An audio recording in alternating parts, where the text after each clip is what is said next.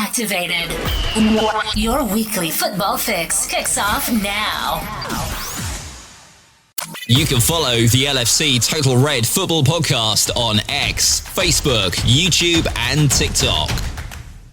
Good evening and welcome to the LFC Total Red Football Podcast with myself, Kings. Joining me tonight, we've got Kev and we've got Neil. First off, Kev, how's it going? It's been a couple of weeks since we've been on air. Yeah, all good, mate. Nice to get back to football action. Don't know what happened during these 2 weeks. I've been watching American football, so all good, mate. Neil, how are you? Yeah, all good, thanks. All good. Looking forward to the Premier League returning this weekend. I must admit I have enjoyed the break, taken the opportunity to disconnect from a rocky period before the break and just watch some rubbish TV. So yeah, but I'm ready for it to return now. Have you not been watching any EFL with Stevenage? So yes, I did. I went to in the EFL Trophy. I watched Stevenage play Bromley, which was the first week of the international break on the Tuesday. So yeah, I had a bit of a football fix then, and then I'm off to Lincoln on Saturday for a big one. Right. Stevenage going well. They're top, so uncharted territory. Yeah, I hope they don't get a bit jittery up there, too high. Exactly, yeah. I'm going to talk. There's a couple of things to talk about this week. We've got obviously today, actually, the 15th of October, 2010. FSG officially took over Liverpool Football Club, so we're going to talk about that. Last week was the 10th anniversary of Jurgen Klopp starting his tenure as manager, so we'll look back and see what kind of legacy he's left at the club. And also the big game this weekend, obviously, is Liverpool Man Utd. So we will preview that as well and get some score predictions. But we'll start off, like I said, about FSG. October the 15th, 2010, officially completed the acquisition of the Reds, as it says there. And I don't know, it started a run that has been a bit bumpy for them. You know, it hasn't all been plain sailing. There's been some fantastic highs of like the Champions League, Premier League titles, etc. But there's been obviously the trying to trademark the name Liverpool, the ticket prices, etc., and protests joining the Super League. So, you know, they've had their ups and downs. So, Kev, I'll come to you. How do you feel FSG have done overall to start with? You know, are you happy with them as owners, or, you know, just, I don't know if it's been a great time for them before we got Arne Slot once Klopp left, and now it's obviously gone into another Premier League title. But you know they've had a bit of a rocky patch as well, haven't they, over time?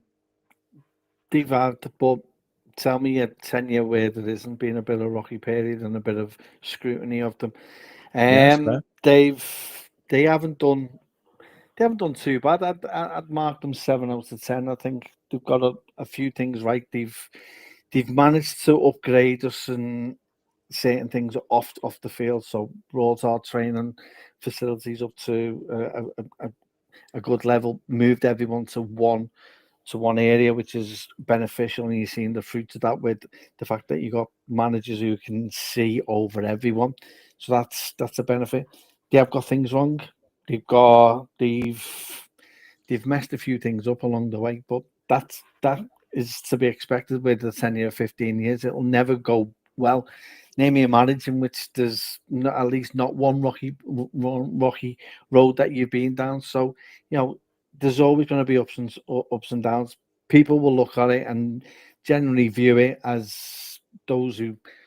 It feels as though those who go to the match don't feel as though it's a big thing and it should be FSG out. But I know there's people that are down that road already, and you know they're starting to eat their words with the way the club's gone. But you know, if you look at what they've done, and if you said to me at the start of that within 15 years they'll win two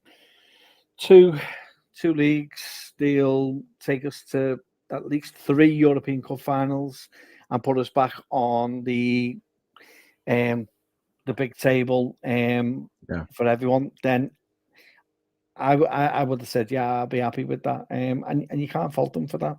They've done, and you know, what a business move it is. What an astute bill, you know, to buy them for 300 million, and the club's now worth at least 5.5 billion. It's business sense, but it shows what happens, and it's the model that everyone should be looking at. It's sustainability and making the most of your commercial markets, your revenues, and ensuring that you bring that balance. It's never going to be a balance there's always parts of it that needs to be improved. The communication with the club on certain things like ticket prices, etc., should be a lot better than what it is. There's things amenity wise within the club could be doing a lot better for the amount of turnover we make. So there is still room for improvement, but the tenure is as good as what you'd probably expect, and it's a model that I know Arsenal have looked at, and a lot of clubs in the Premier League are looking at as a way of sustaining. As long as you sustain yourself and you stay within the boundaries of what of FFP is, then it goes a long way. So not too bad. Neil, we came across FSG right off the back of Hicks and Gillette, which, you know, let's just go as far as to say it wasn't the most successful ownership period. And they came in, like Kev said, you know, it went to the High Court. You know, there was a chance that Liverpool could have gone into administration. You know, it was like, it wasn't a straightforward transaction, was it? You know, it was almost wrestled away from the previous owners into these, even for the sum of 300 million. You know, in footballing terms nowadays, that's not really a lot to obviously people like us. 300 million is a hell of a lot of money. But since they've taken over that, you know, were you just hoping that it would improve because at the end of the day it was more American owners, or were you skeptical of them coming in? I think we were always going to be skeptical, based on the experience that we had with Hicks and Gillette. And don't forget, before them, ownership, you know, it'd been local guys, wasn't it? So I think, you know, you had David Moores, sorry. So we were always going to be skeptical about it. I think we were pretty desperate at the time. I think, you know, we were 10 minutes away from going into administration. And I seem to remember it was a Chelsea fan, Martin Broughton, I think, that was overseeing the sale process. So yeah, we were always going to be skeptical, but I tend to agree with Kev. I think it's worked out. If you look at where we are on the field to when they took over, we're much stronger. If you look at where we are off the pitch, we're much stronger as well. So if you look at just on the pitch and off the pitch, the things they've done, very, very good. However, there were 4 or 5 things I think you've already touched on, which won't sit easy and didn't sit easy with supporters at the time. I think the last one was probably furlough, and the Super League just before that. So, you know, we're a few years now. I think probably 4 or 5 years since the last real mishap, I would say, from them. So maybe they're learning. Because as I say, I think if you look at on the pitch, you look at off the pitch, generally everything's gone from strength to strength. However, there are those things that kind of, when you're trying to score it out of 10, just dilute the score a little bit. And I think a lot of complaints. I mean, the other thing is transfers, and people up until about 4 months ago, lots of people had complaints about the investment in transfers at critical times. I think when we had all the injuries at centre back, I have some sympathy in some respects for them with that point, because I think when they took over the club, they were expecting FFP to be run properly, and I think we saw clubs managing to do things that probably FSG didn't expect clubs to be run like.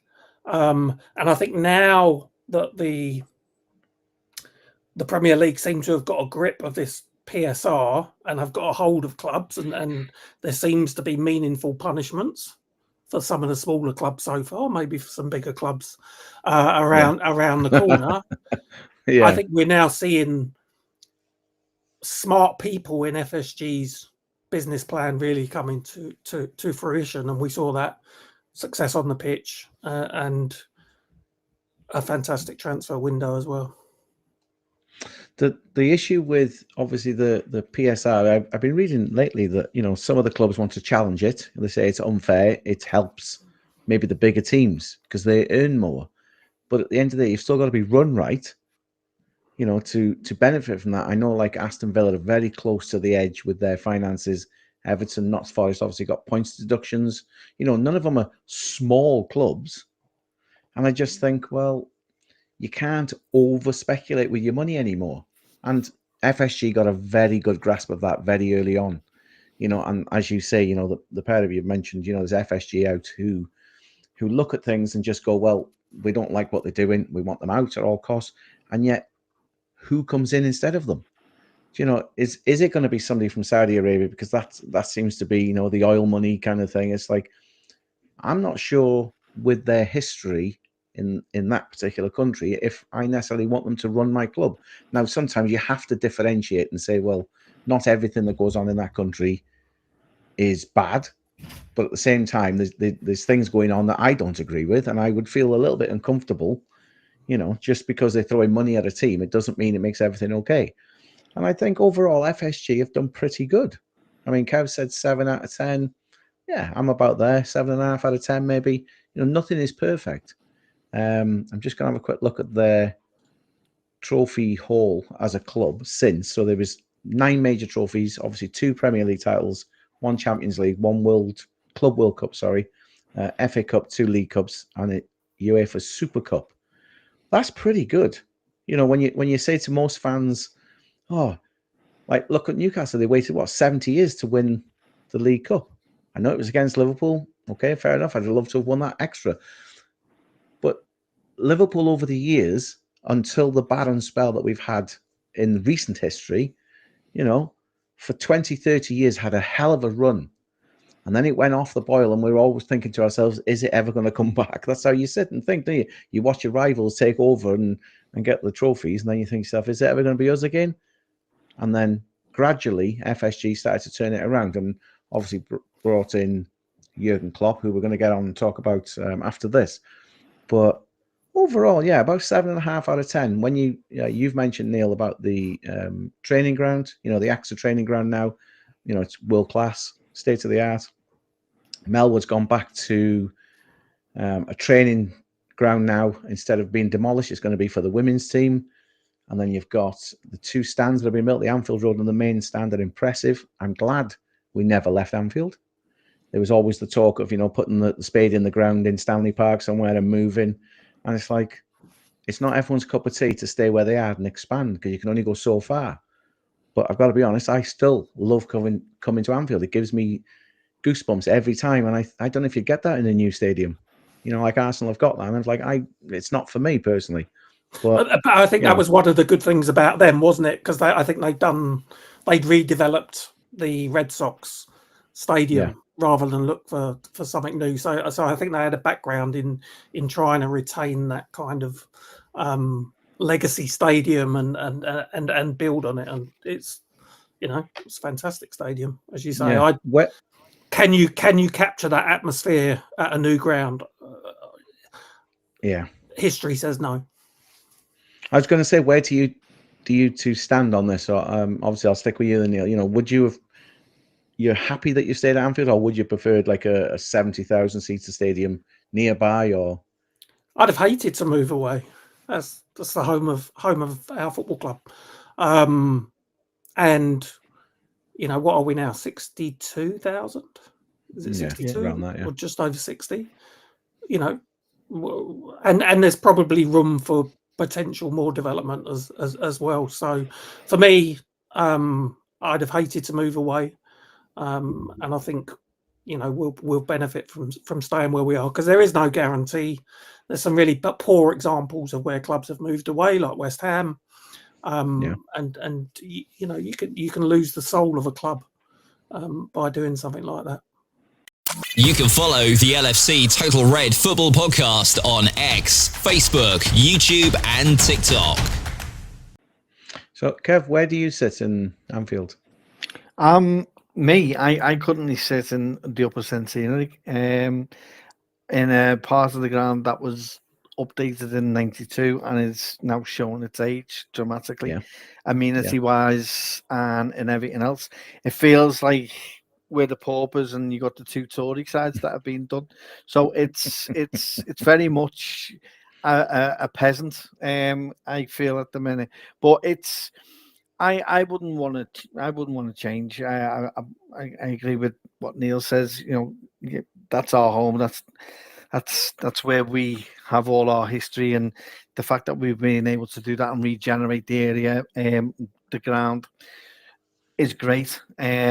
A lot more, I wish, is done in the future with the COP and ideally with the centenary stand. But we'll wait and see if there's plans, or if that's able to do that, because of the issues you've got with churches and a road and residents. So it is one of them.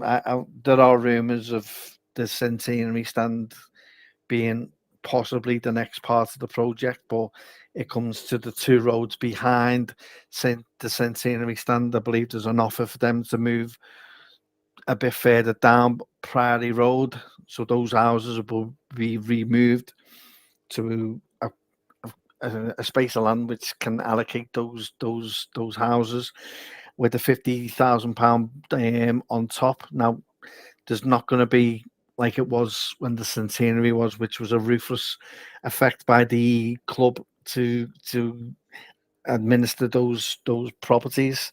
So I believe there is a regeneration, and that any time a house comes up for auction on those roads, it will be potentially taken over, but there'll be something going out to residents within that area, if that's correct, to what I've heard, and it has to reach at least 80 or 90%. And as long as they get that, then they'll do that. However, they're not going to force people. So if they don't get that figure, they'll wait. So, but anything that's being bought is being bought by the club. They have a team that is dealing with that. I think they're based in Jersey. I think they are, and they are basically putting tenants in for a small period of time.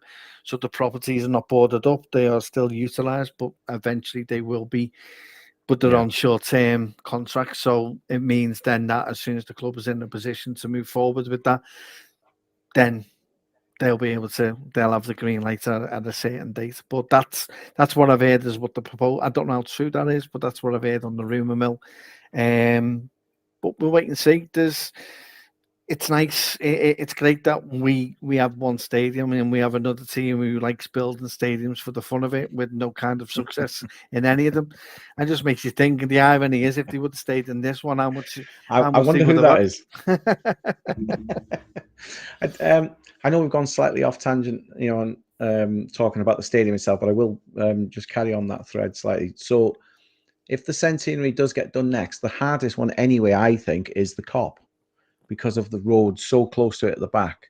Obviously we used to have Anfield Road now, and I'll be honest, I thought they were going to do it that you'd have a tunnel under the stadium and keep Anfield Road, but then of course it just stops now.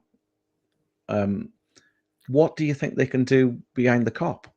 Because it's a main route through, so they can't just shut it down, can they?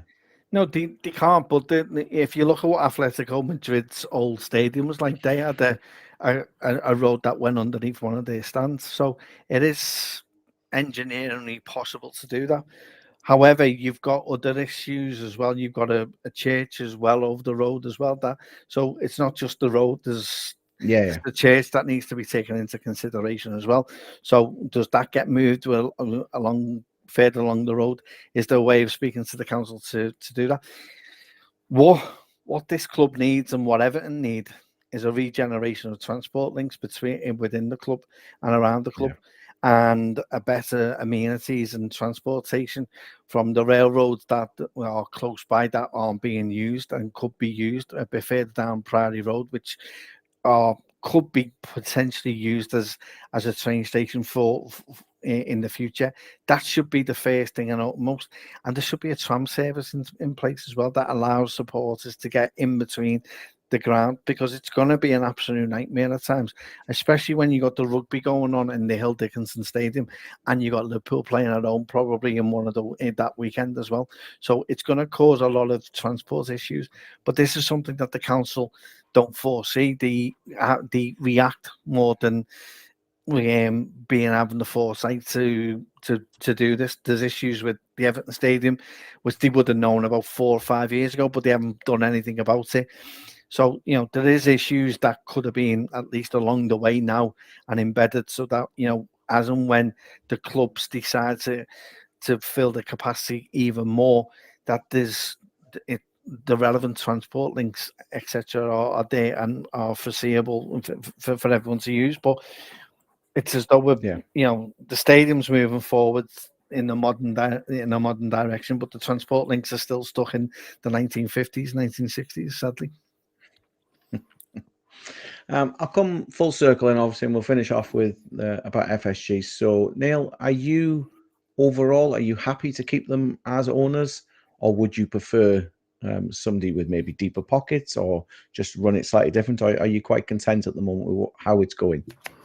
Yeah, I'm quite content. As I say, it's probably 4 or 5 years since we've had them doing something that we've had. I hope you haven't cursed it now. No, yeah, absolutely. And what I like about them, and I think I've said it on previous shows, is that they recruit smart people. And we're going to come on to talk about Klopp shortly, but just the people that they've put in place to look after the football side of things is really testament to them as smart people as well. I've been reading Ian Graham's book, How to Win the Premier League, and that offers some quite interesting insight about FSG and their how they like to look at data,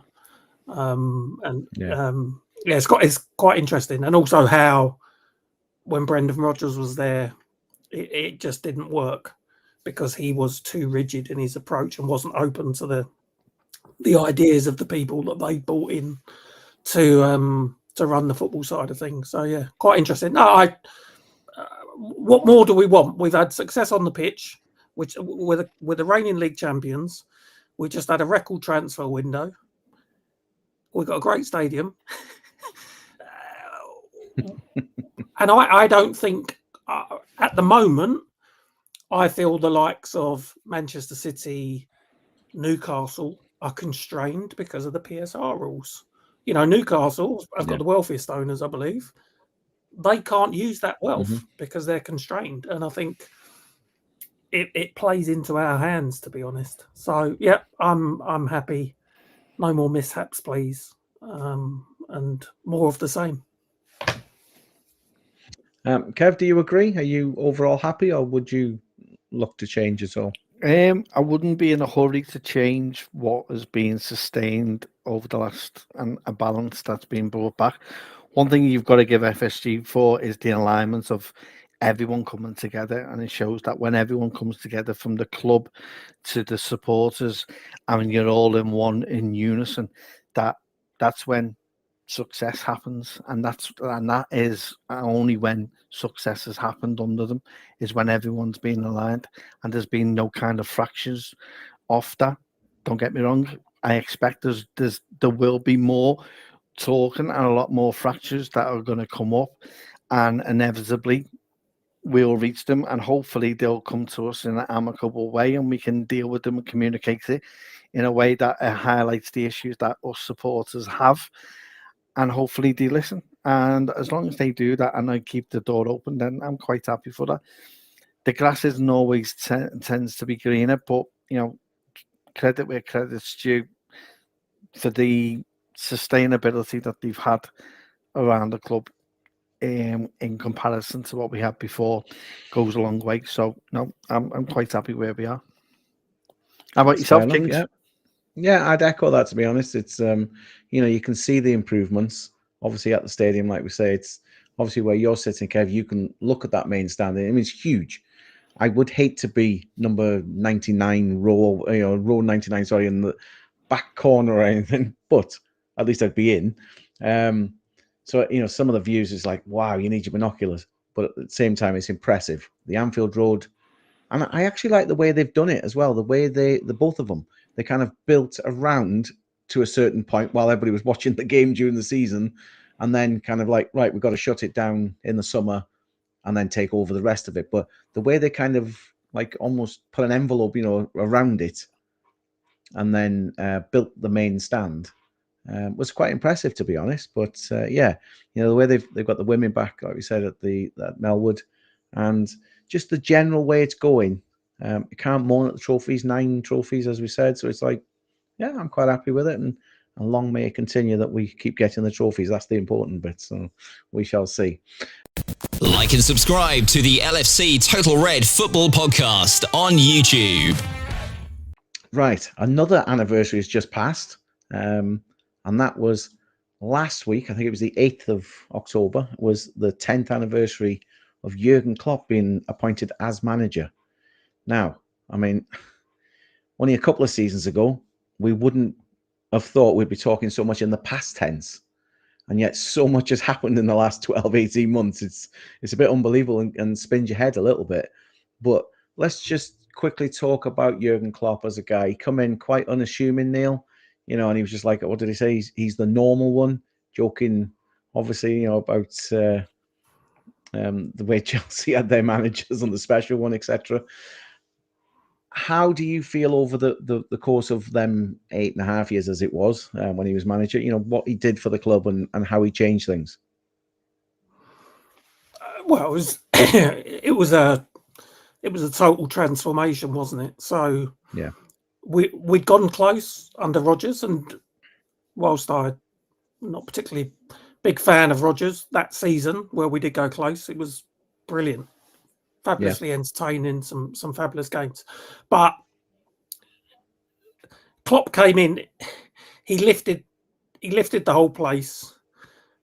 He understood the fabric of the club and the city. And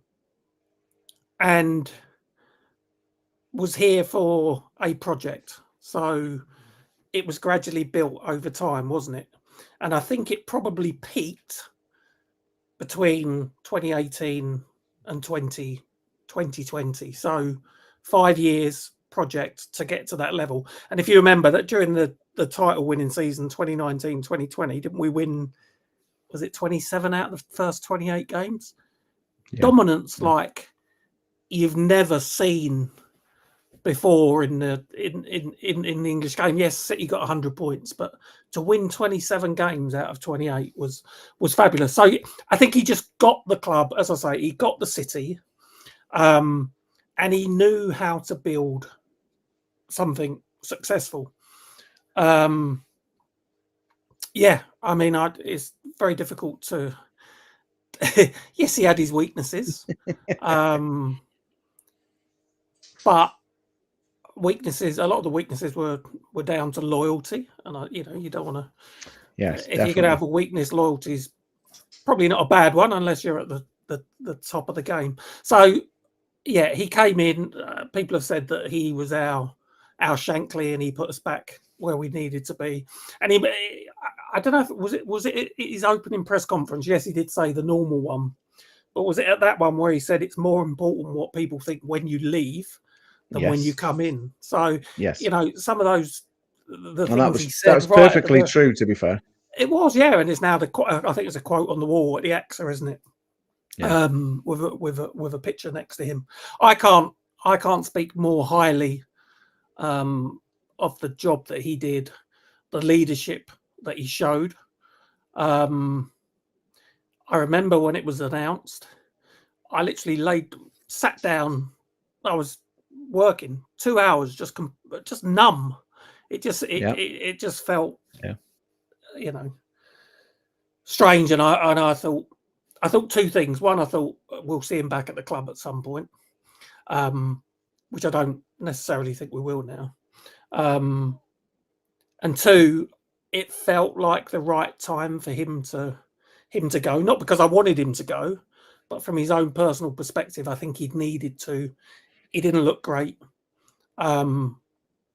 He's an all or nothing man, isn't he? So he threw everything, all his energy into the club, and had some difficult things to deal with at times. So, as much as I was shocked and numb and disappointed, I was a little bit relieved, which was a strange feeling because I felt it was the right time for him. So I've rambled on there. That's all right. It's lots of admiration. He's set us on a, he's put us back at levels that we've not been at for 30 years. And as I say, that team 2018 to 2020 is a real top side and possibly what the Premier League's best ever team. Yeah. Is that his legacy then? He's set Liverpool up for the future? You think? No, I think he's left them in a good place. Oh, he has, and I think he stayed that final season to make sure that he left us on a stable footing. But there's trophies as well. There's the 6th European Cup. There's the first league title for 30 years. The first World Club Championship, and then we started to pick up domestic trophies. We're on for the quadruple twice in 3 years, I think. So we had a bit of everything, really. We had someone setting us up for future success and building us to get to that point, whilst we had success on the pitch, albeit sporadic in the last 3 or 4 years because lots of injury problems and turnover of players. But I think his legacy is very successful manager. It could have been more. I think there's something like if the results of 3 or 4 games were different, we would have had another 2 European Cups and another couple of titles. So, it was 3 90+ point seasons. It's just so it's 2 things. One is the success, and then 2 is what he's left for the future, really. Yeah. Kev, sum up Jurgen Klopp at Liverpool and his tenure, and now that's hard just to kind of in a short space of time, I suppose. But you know what I mean. It's kind of like try and pick out the points that you want to cover. I'll start with this. Not only did he rebuild the team, he energized the city back into the club, and that's something that a manager cannot do. Any other manager has done. He woke up the beast. He woke up this city, and he changed us from doubters to believers. I remember when he was announced that he was coming. I've never known so many people following a flight from Dortmund over to Liverpool. I was one of them. And when it landed, I came out to my missus and went, Sky Sports News now, Jurgen Klopp. And she went, how do you know? I went, watch. And who comes off the plane? Jurgen Klopp with his missus. That is how much already he started. And that was even before he walked in the door and said a word. So you can see already that we were starting to be energized again. We'd had 30 years of bad success. We've had limited success, but the successes that we had, even the 05, we weren't the best team, if we're being perfectly truthful. So they were false hopes, and there was always false hopes along the way. This changed everything dramatically, and although it didn't change it straight away, as Neil's alluded to, he managed to reform this team. Never have I seen a Man City team more shaken than when Jurgen Klopp has been in charge. Regardless of what Arteta does with his 5-1s and his Real Madrid wins, they were more concerned about what Liverpool were doing, going back to back year on year with them. showed how good this Liverpool team was and how fearful we were when their City Netflix stuff came out on Amazon. He changed everything for this club. You've got fans who'd walk through a brick wall for him if they asked them to on the street. That's the kind of mentality he brought into his players, but also into the fans. He brought a style of football that we hadn't seen since Kenny Dalglish was in charge with the 88, 89 season, 87, 88 season, in which he virtually matches that with what Neil was saying with the 27 wins out of the first 29. It felt a bit like that. It was unbelievable what we had. And how humble the man was is that he knew he made mistakes in the previous seasons following from the season before he left, and he eradicated them and made sure that this club was left in a very good position. That's how humble and how much of a man he was and how much of a legacy he has at this club. And there's no adjective, there's nothing I can actually add to that, but I will, as I say, I'll start it with our finisher. He not only rebuilt the team, he energized the City back into a football club, which is miraculous for me. Yeah, this is it. I will always shake the guy by the hand just for bringing the pride back to the badge. I just want a Klopp hug. That's all I want. Yeah, well, I think we all do, you know. I think we all do. Yeah, you can't underestimate what he's done for the club and the city. Like you say, he's put it back up there on the tip of everyone's tongue and made them, as you say, you know, believe again. And I'll always be grateful for that, to be honest. And it did set us up very nicely, as it proved last season anyway, but for the next manager to come in and carry on that, and hopefully for the next few years that's going to continue. So our thanks, without any kind of little, I don't really know, you know, how to put it to him, but you know, thanks, forever grateful for what he did for the club, and that's great. And you know, whenever he comes back, I'm sure he'll get a fantastic reception. Right, just one other before I talk about the weekend's game against Manchester United. Myself and Kev were talking just off air. They've had some fixtures rearranged. Liverpool in December, they've been rescheduled for TV. So Sunderland at home is Wednesday, the 3rd of December, now 8:15 kickoff. Leeds away on the 6th of December is 5:30, and Saturday the 20th of December again 5:30 kickoff. Kev, we were talking about this. You know, they were supposed to announce the games up until, you know, into January. We have well, you have more of a theory on this than me, don't you? So it's would you kind of share that with us? Yeah. So you've got TNT Sports and you've got Sky, who are left pounding at the bit as to what games are going to be available over what days and when they'll be made, because you've got far too many English teams in Europe for the start. So the European games don't finish till, is it mid-December, and then go into January as well. So you've got 8 or 9 European sides. Doesn't leave much left of the rest. You've got League Cups going on as well. So what Premier League games are going to be changed? You can't put any of them on at 12:30 for those who are playing in the Champions League, because if they're playing on a Tuesday or Wednesday, they can't play at 12:30. So there goes your 12:30 spot for TNT.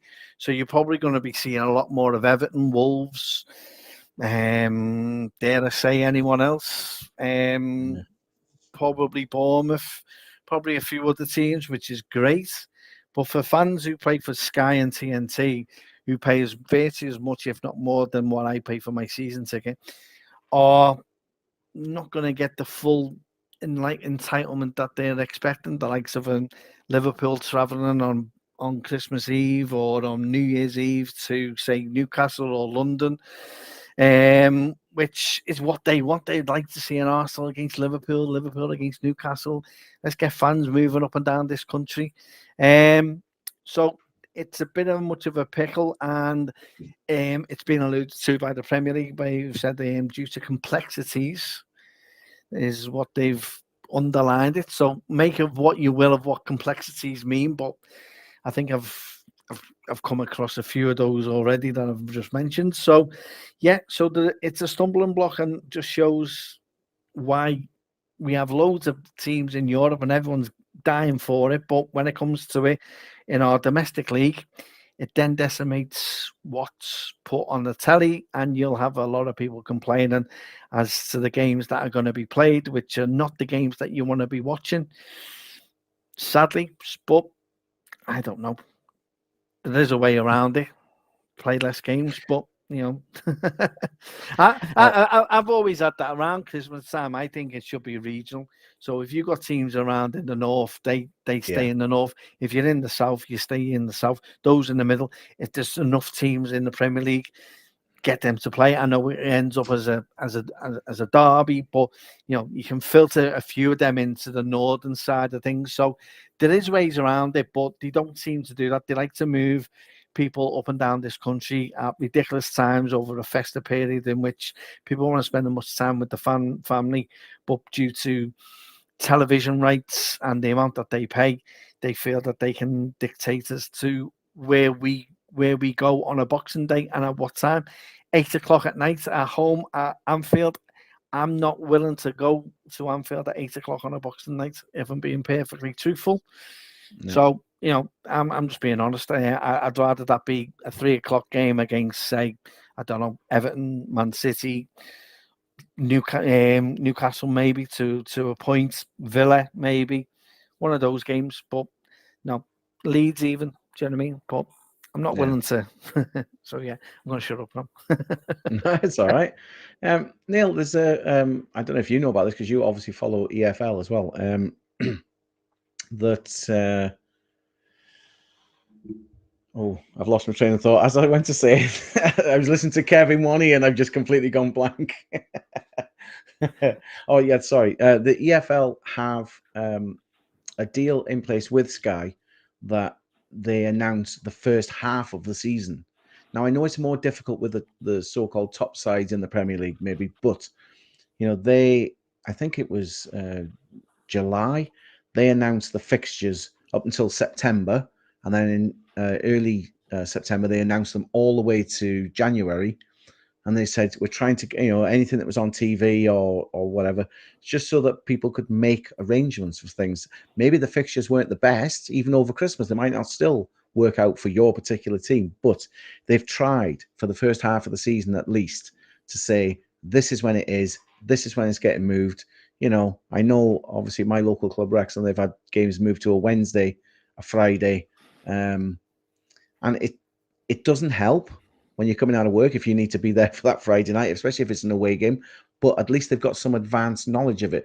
With this happening only up until Christmas, we're already in mid-October. You don't get a chance to plan anything, do you? Like Kev said, most people want to be with their family. But now, if you're so dedicated you want to go, you're hanging, just waiting to see what they say now about the Christmas New Year period, don't you? Yeah, it's just I do like the stance that the EFL have taken, but they can probably get away with it, I think, because Kev's alluded to, there's so many moving parts with with the Premier League teams.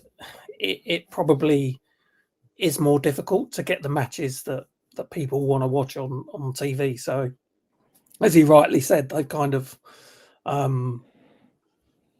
they'll leave it until they have to make a decision to get the best quality game on, or what they think is the best, or what they'll get the most viewers on TV.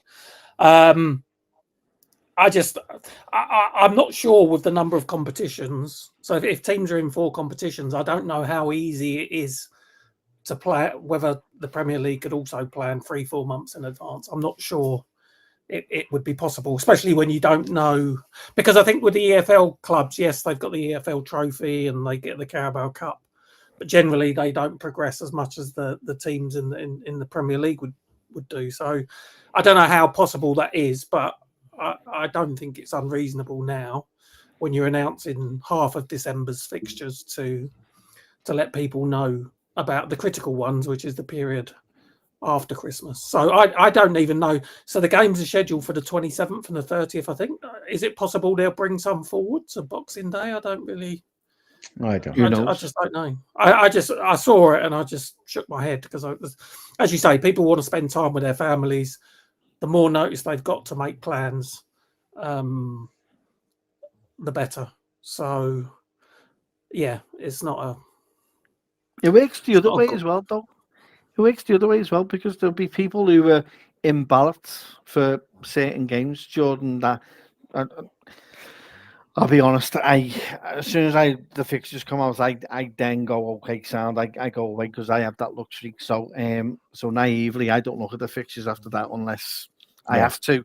But if there's any home games in between that Christmas and the New Year period, there are people who are waiting to see if they get a ticket to decide how the family, how their time with the family is going to be. So it's not helping, and there is complexities, and I get that, but the amount of money that and amount of stuff that this brand makes, they should have an impact. They should be able to deal with this area a little bit easier than what they have done. You know, it's naive in a way. It doesn't sit right with me. It's as though we want, and we're adamant we want the top six, and that's what it feels like. And sadly, we're one of those top six. It means that they'd rather have us on Christmas Eve if they could, because I remember a few years ago they were trying to get us to play Arsenal on Christmas Eve, which is just ridiculous for fans who are travelling from Liverpool. But again, fans are never brought into the fact that unless it's COVID and there's no fans there, and game without fans is nothing. But where's that now? It was just a line during the COVID years. It's never something that's alluded to by broadcasters who decide up and down the country that we'll have, say, Exeter going up to Carlisle on a Saturday, and we'll have it at a 12:30 game in which people are making 800-mile round trips. You know what I mean? It's ridiculous. But the whole the regional idea, I know, is a very simple solution and logical solution to a lot of the problems. So I really don't understand why that can't happen. It happens in non-league football. So all the local teams. I was just going to say in National League, when Wrexham were down there, if the Christmas, I think it was Boxing Day and New Year's Day, they would play the reverse fixtures, say maybe Southport. Now it isn't next door, but it's fairly close. But so one day, or Salford, I remember they play them at home Boxing Day, they play them away New Year's Day. Yeah. So it's fairly close. Exactly. And that's such a simple idea. And yet the Premier League seemed to be like, no, we're not doing anything that we should.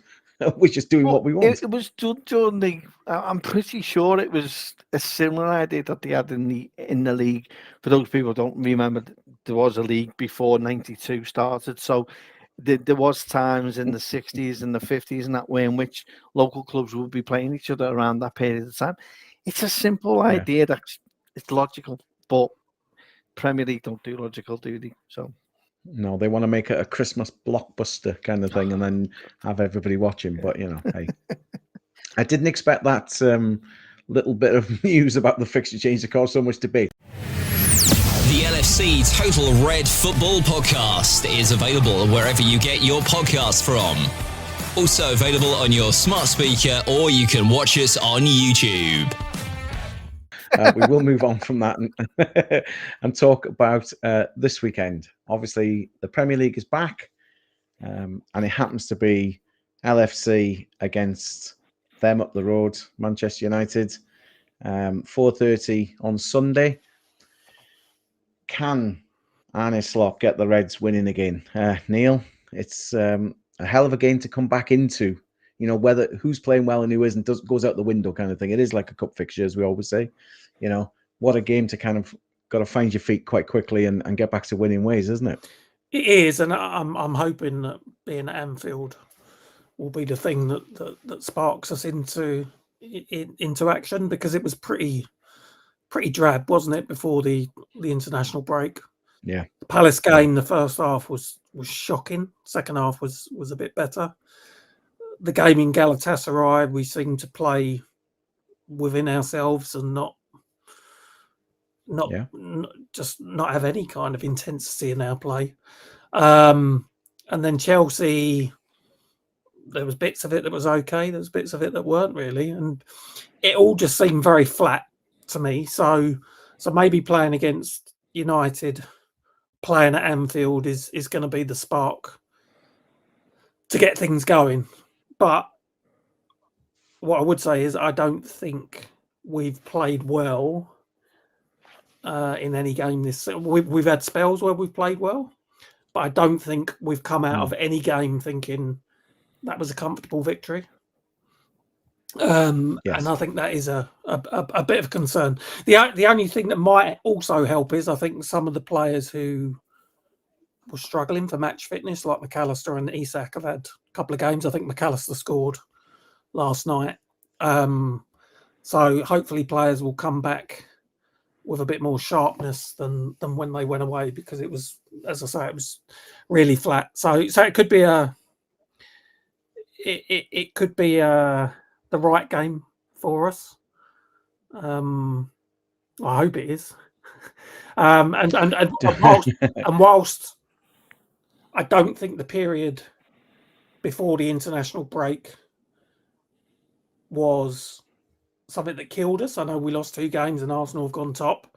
I think this next period of games potentially could. So it's really, really important that we get back to winning ways. And that has to start on Sunday. Yeah. Kev, obviously the beginning of the season, there was a lot of eyes on Liverpool, basically saying they should steamroller the league this year, the amount they've spent, the players they brought in, etc.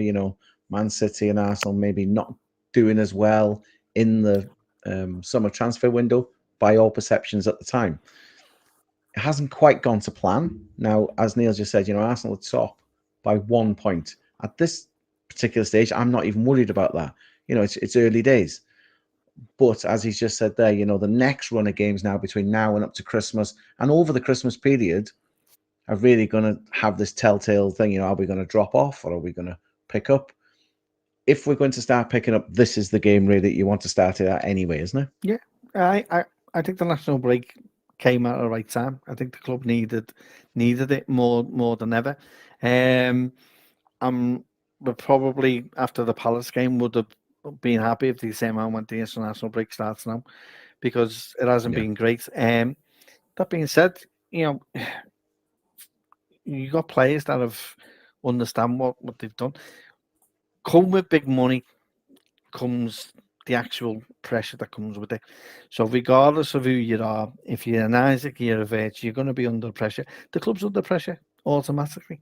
But I think we overreact at times. It's not as bad as what we actually is being perceived. If you look at it and shrug yourself down, we're still in a good position in the Champions League, although we've only played 2 games. And we're second with a point behind. Now, I'd be happy with that. It's going to take time. We didn't buy Verts or Isak for the first 3 months of the Premier League or this season. Yeah. We bought them for 5-6 years. So it's going to take a bit of time for them to bed in. We haven't got it right. We've been given the time now before the United game to do that. A lot of talks coming out of Arsenal about how well they're doing, but you don't win. And last time I knew, you don't win a trophy for being top in September, do you? I think I'm pretty sure it's May where that happens, isn't it? But let everyone talk. We at the end of the day, we're a big team, so it comes with big pressure, and we've got to deal with it and tackle it. Slots being under pressure, and rightly so. We've spent the money, so we can't hide behind this as though we haven't spent or we haven't done this. We are a big club, and we've got to start acting like a big club, and that means performing on the pitch. And it is a great game to play. I hope it goes a lot better than what we did in January, in which we had a certain individual who made it all about himself for a week, which took the emphasis away from the actual club, and our performance alluded to that.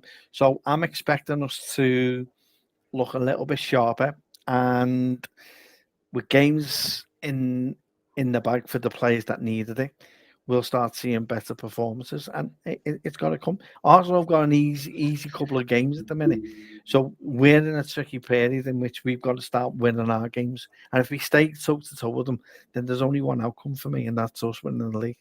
Simple as. I'm gonna throw this curveball in there, and it's not to kind of disrupt anything or whatever, but I seen this earlier today while I was getting ready to do the show. Right, since March, they played 25 games. They've won 13, lost 10, drawn 2, 42 goals for, 34 against. Now, I understand when we won the league, we took our foot off the gas, and we just kind of like, well, it doesn't matter so much. I know there's pride in winning games, but the lads were like, listen, it don't matter. And I have no issue with ever. But when you see it there, 25 games, won 13, and lost 10, people say this is a mini blip. And that's what I would say it is. It's a small thing that I'm not worried about. But when you see in that context, it does look a bit worse maybe than this mini blip. Is there anything to worry about, Neil? I do think performances did drop off. This was before the big name players in the summer. Do you know what I mean? As well, so it's not just them bedding in. And I'm not having to go with what Kev's just said. He is right. Yeah. I do think performances did drop off second half of the season, even before the league was sewn up. I think we got into a habit of getting in front in games and then just sitting off a little bit. And I think Wolves at home, they had a right go at us. And there were other games where it wasn't overly comfortable. And I think maybe the difference with Klopp and Slot is Klopp would have been looking to get a goal that killed off the game, whereas Slot was happy for his team to try and control it and see the game out. So we definitely dropped off in the second half of the season. But then we've had a huge turnaround of players in the summer. So I think there was always going to be teething problems because you're looking at half a team. You're looking at a defence that have played together for years, being, losing both fullbacks. Yeah, of course. And those being replaced. And, players like Wirtz, Isak coming in under difficult circumstances. There was always going to be some teething problems. So I do agree with Kev. I think we'll turn a corner, and if we can stay in contention, I think we'll just get stronger and stronger as the season goes on. I don't have any fears whatsoever about Wirtz. I don't have any fears about Isak. They are quality players, and the cream will rise to the top. What I would say is, in the past, when I think I've looked at us over the past few years, I've always felt that I could pinpoint where the issue was in the team. Sometimes it was we had injuries at centre back, or we were missing a defensive midfielder. I'd say in these opening games, there's multiple issues that need to be addressed and need to be improved upon. Fullback areas is definitely one, particularly on the right side. Kirkes is playing within himself, but I don't think since that Newcastle game, I don't think he's done too badly defensively. So I think right back is an issue. Konate's form is up and down. The structure in midfield doesn't look right. And probably our most creative player is out of form and not in the game as much as he was last season when he was banging in goals and creating assists. And then on the other side, Cody Gakpo, yes, outputs there. He does score. He does get assists. But his overall contribution, I don't think, is up there with what we were getting from Luis Diaz in that position last year. So I think if it all comes together, we could explode. We could literally explode. But as I say, I think there's been multiple issues that need a resolution or improvements to be made for us to kick on and be that team. So that's my only concern. Is it's not you plug one leak and one other springs up and you've got to resolve that. I think we've been quite poor all over, with the exception of 3 or 4 players. So, but yeah, maybe the break came at the right time, and we'll see a different, sharper team on Sunday. Well, I was just going to say, I'll stick with you then. Do you feel he's going to play Wirtz and Isak from the start, or would you want him to? Yes. So a lot's been made of Wirtz. I don't think he's been as bad as what's being made out. Well, no, he hasn't been rubbish, has he? It's No. just maybe some of the exquisite passing that we know he can do hasn't quite come off. Yeah. But he's in a different league, and again, he's come in. He's got to settle himself before maybe he gets the best out on the pitch. So no, I haven't inherently been that disappointed with him. It's just we all know it could be better. I think a lot gets made of the fact that there's no goals and there's no assists, but I think that will come once he acclimatizes to the Premier League and maybe the physical demands and the pace of it. So I would play him, and I'd play, assuming he's fit, Gravenberch and Gravenberch and Szoboszlai behind him. Isak, we need to play, but I'd also like to see Ekitike start. So it may be that we push Ekitike out to the left side. I don't know, because I think he, out of all of them, is the one that looks most likely, and I think he's on a fairly steep trajectory where he's just going to get better and better and better. I think he's gone into the France national team camp and impressed. Doesn't look intimidated by playing alongside Mbappe. So I'd like to see us work both of them into the team along with Wirtz. And I think we have to play Szoboszlai because I think arguably he's been one of our two best players. And two, I think we need his legs in there at the moment while Wirtz is learning the ropes. Kev, do you agree with that? Do you want Wirtz and Isak to start, or would you prefer a different combination maybe? I'd prefer them to start and expect that would be the case. Totally agree with what Neil said, to be honest. There's nothing you can say other than potentially another issue is probably the fact that they're still grieving over the loss of Jota as well. I think that's having a detrimental effect on certain players. And unfortunately, footballers have a certain period of time to grieve and hopefully move on. That isn't the case, and I think it's affecting a lot of them, especially playing at Anfield, especially seeing the memorial that's there for them, and rightly so. I do think that some don't like the 20th minute. They won't express that, but I do feel that some feel that has a big bearing on them as well. There's many factors that's wrong, and I totally agree with Neil. And they're not all going to be fixed overnight. However, the more they talk, the more they communicate, the better it becomes. And having that time away may be able to help them and benefit them. And as long as they do that, then they expect the team to play as well as they have. As I said at the start of the season, the person that we will need most in this team is Szoboszlai, and I'm right, because his engine and his work rate is just unbelievable at this team. And although what he done in the first 2 years he was here, you knew that is the way his energy and the way he's now not having to think about the creative side of things, although he is great in that position. To have his energy in that midfield is necessary, and his versatility as well has shown how good he is this season as well, playing right back. The fact that he's playing right back above Frimpong tells you a lot already.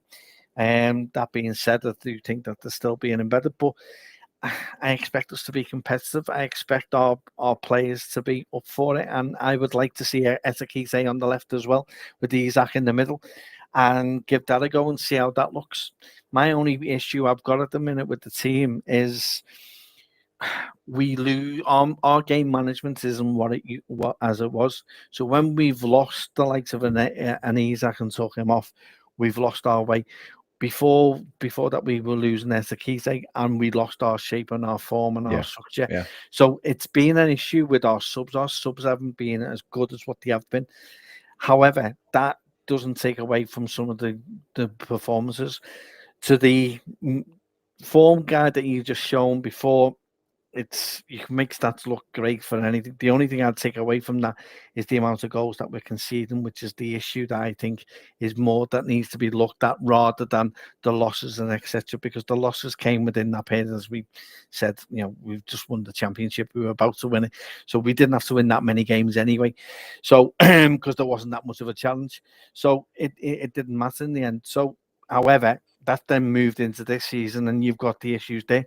So it's more about our game management and our defensive errors and individual errors that we're having at the minute is one of the biggest factors that we have. And if we don't sort that out, then United will be an issue for us on Sunday, whether we like it or not, because as we were in the 90s and the early 2000s, when we weren't good, we always picked ourselves up for this game. Yeah. And we always made things look bigger and rosier than what it actually is. This is where we need to be on top of them and suffocate them. And if we do that and stop the individual errors that we've had and the atmosphere gets behind the team, then I only see one winner, and that's us winning. I think when you look at it, yes, it's not played on paper or anything like that. As I say, it's more like a cup game than a league game, these type. If you look at it in a fair balance, you should say, well, Liverpool should win this. Maybe, I don't know, 70-30, whatever, it should be Liverpool's points. It's never quite like that when they play Man United. And of course, somebody like Amarin's going to come into this game, get in the dressing room and say, lads, listen, we're really so-so at the moment. But for him and the team, it's a massive, massive game to make a statement and go, right, let's get back on the right track for themselves. So both sides are going to be looking at it as maybe a stepping stone to getting some consistency at least. I fully believe that Liverpool will win. So we're going to finish off today by just doing the usual score predictions. I'm going to go very... let me think. I think Isak's going to score, actually. And I'm going to be quite happy to say I think it's going to be 3-1 to Liverpool. So, Neil, what about yourself? No, I'll always say, I'll temper that by saying I will take a 1-0 last minute, Origi type thing with a mistake at the goalie and it's in. You've only got to look at the last two seasons. So they turned up, didn't they, last year? Yeah, we weren't great, but they played well. And then the season before, I was there. I think it was one of the first games of the Anfield Road stand. I think we had 35 shots and it ended up 0-0, if I remember rightly. Yeah. So this is it. You can never take it for granted. So I'm going to take it for granted and I'm going to predict that we win at 3-0. Oh, 3-0, clean sheet as well. Kev, what about yourself? 2-1. 2-1. Does anybody want to predict any scores? I've only said Isak because I'm not sure on the others. Ekitike possibly. I'm not sure. But... right, okay. I'm Kev? not saying, no, I don't want to put any markers on it. No. Well, I'll stick with conservative. I'll stick with conservativeness and just hope that someone can score and hopefully we score more than them. That's all I'd say. I think it's an interesting point you made though about the substitutions because I felt last year in the second half of the game, Slot was given a lot of credit for fixing things and putting things right, often with his substitutions. This year it feels the opposite to a certain extent because we haven't as you said, particularly when the centre forwards come off, we have lost our shape a little bit. And I think the one that really frustrated me was the fact he didn't bring Chiesa on against Chelsea. I could not understand it because Gakpo was shot. He'd run himself into the ground. Last 15 minutes, he just kept giving the ball away, and I'm like, Chiesa, Chiesa's had that great game at home. Put the lad on, but he just scored at Palace as well. Yeah, he did. Yeah. I couldn't believe it. It was the one thing that I never really criticised the manager, but that's the one thing that infuriated me. It's the only thing I've looked at that doesn't look right at the minute. Is substitutions, even at the time he's making them, are either a little bit too early, a little bit too soon. Sometimes, like in the Chelsea game, we're a bit too drastic. I think he was trying to deep in and embed him for a 1-1 draw and take that. That's not the mentality I was expecting, and it's a bit frustrating at times that some of the I've question mark a few of his decisions, and more so than this year than last. And it's look, I'm expecting it to get better, and I don't know a lot about football, but I can just see little traits there that just makes me think, well, it's not just right. And if I'm seeing this, surely they are as well. We capitulate first 4 games. Etikite comes off and we go away. Do you know what I mean? Yeah. And it's difficult to put a question on as to why, because he will probably say, well, my substitution should benefit us, but we don't look energized, we don't look refreshed when the player comes on. The only one that has is Chiesa when he comes on, and it gives a bit of impetus and a bit of energy. But is he reluctant to then take Salah off? But then he doesn't start him against Galatasaray. You end up with a Tottenham situation where you're damned if you do take him off and don't start him, and you're damned if you do. So I'm hoping he's in the situation now that if he takes Ekitike off, brings Isak on, there isn't a drop off all the other way around. It's like I hope even if he plays them together, that's great. But I'll go with any. But I'm just hoping now that maybe Isak's up to speed a lot more, that things maybe will be better at the top end of the pitch. To be honest, I hope he starts with Etik. I want to see Etikite and Isak in the same team. I don't want one coming off for the other. I want to be able to see if there is a spark, because there's a spark between Isak and Wirtz, there's a spark between Etikite and Wirtz. So if you're playing the two of them and you got Wirtz behind, then surely to God that will work and benefit us a lot better than bringing one on and bringing one on, because I'd rather go with that and surprise them with playing with Etikite and Isak and Wirtz from the start, and then relying on a Gakpo who comes on in the 60th or 70th minute, depending how the game's going, and then see the game out. That's where the experience should be. Same with Kerkers. Kerkers should be starting, but then bring Robertson on as a bit of stability as well, if needs be.